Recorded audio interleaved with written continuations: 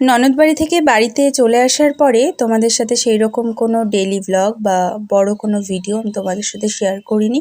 তো ভাবলাম চলো আজকে একটা মোটামুটি বড় একটা ভিডিও শেয়ার করা যাক। বাড়ি এসে গেছিলাম দিদির বাড়ি, দেখলাম বৃষ্টি শুরু হয়েছে। ঘরে এসছি, বৃষ্টিটা একটু কমলে দিদির মেয়ে আমার সাথে এসেছিলো। বাবলসগুলো ফুলাচ্ছিল, কি ভালোই না লাগছিল বলো দেখতে। আজকের ওয়েদারটা মানে তার পরের দিন এত সুন্দর ছিল, কি বলবো তোমাদের, মানে আমি জাস্ট কিছু বলার ভাষা খুঁজে পাচ্ছি না। এতটাই সুন্দর পরিবেশ, এতটাই মনোরম পরিবেশ, পুরো মনে হচ্ছে যে পুজো এসে গেছে। আকাশটা দেখে কিন্তু পুরোপুরি পুজোর জানান দিচ্ছে।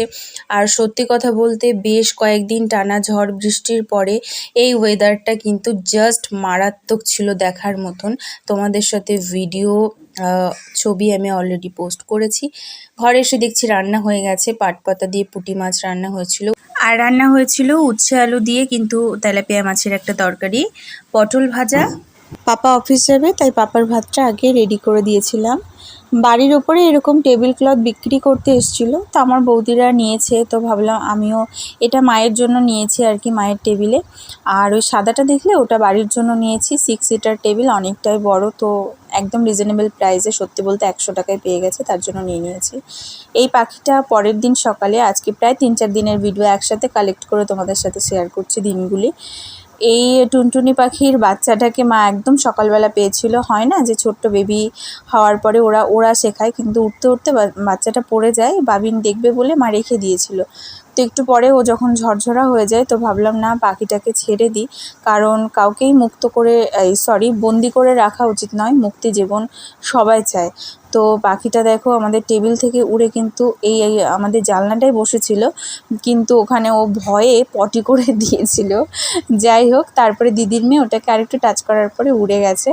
তো দেখো, এই মানি প্ল্যান্টটা কিন্তু আমি প্রত্যেকবারই এসে এই জারটাতে এরকম সুন্দর করে লাগিয়ে রাখি। মা অ্যাকচুয়ালি টেক কেয়ার করার, নিজেরই রূপচর্চা টেক কেয়ার করার সময় পায় না, বাড়িতে গরু ছাগল অনেক কাজ থাকে, সেগুলো তোমরা জানো। তো যাই হোক, প্রতিবার এসে এরকমভাবে মানি প্ল্যান্ট লাগাই।